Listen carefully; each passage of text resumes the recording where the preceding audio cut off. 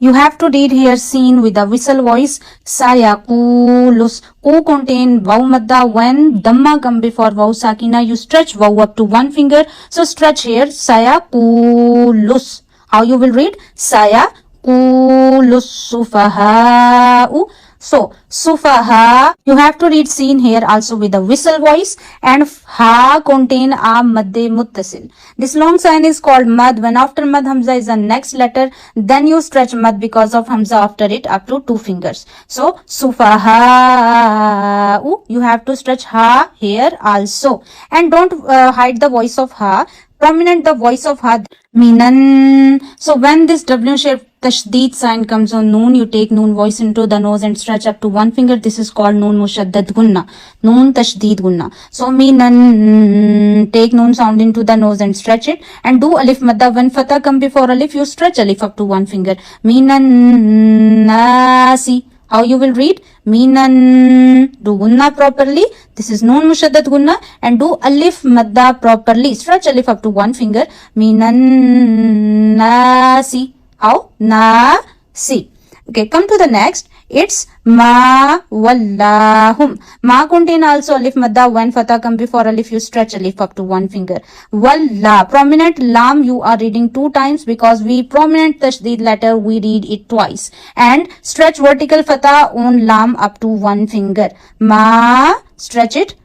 There is a fatha before alif. Wallahum, and put a stress on lam because of tashdeed, and stretch vertical fatha khadi zabar up to one finger. Ma wallahum qiblati. It's ikhfa. When after noon sakin there is no halaki letter, there is no hamza, ha, ain, ha, ghain, kha in the next letter, then you stretch noon sakin up to one finger. You stretch noon sakin up to one finger and hide the voice of noon sakin. This is ikhfa. So qib, do kalkala in bab, show movement. Qiblatihi mullati kanu. There are two rules. One is alif madda and second one is waw madda. When fatha come before alif, you stretch alif up to one finger, and when dhamma come before waw sakina, you stretch up to one finger. Kanu alayha. Don't stretch lay because it's a ya lean. When fatha come before ya sakin, you never ever stretch ya. You never ever sudden pause ya. And do alif madda, there is a fatha before alif. Alayha, alayha.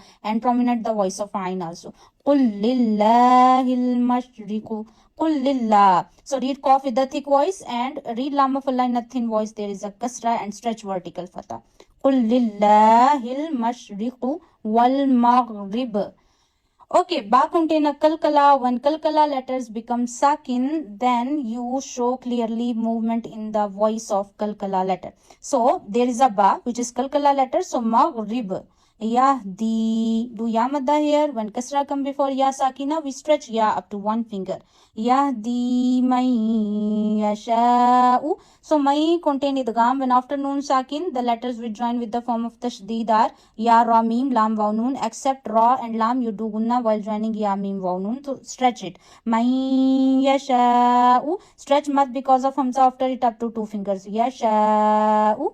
So it's may yasha'u ila. Stretch lam up to one finger. This is a vertical fatha on lam. Siratim. Read swad, ra, alif, twa with a thick voice. Swad and twa are mustaliya letters. And when before alif, if there is a thick voice letter, you read alif also with a thick voice. Because of fatha on ra, we are reading ra with a thick voice. So because of ra, we will read alif also with a thick voice. And do alif madda, there is a fatha before alif on ra. Siratim. Another idgham. When after tanween, yarmalun letters comes, ya, mim, waw, noon, you do gunna. So do gunna. Take mim sound into the nose and stretch it. Siratim mustaqim. Again do ya madda, but here you can stretch ya up to 3 to 5 fingers because of waqf tam. You stretch letters of madda, waqf tam up to 3 or 5 fingers.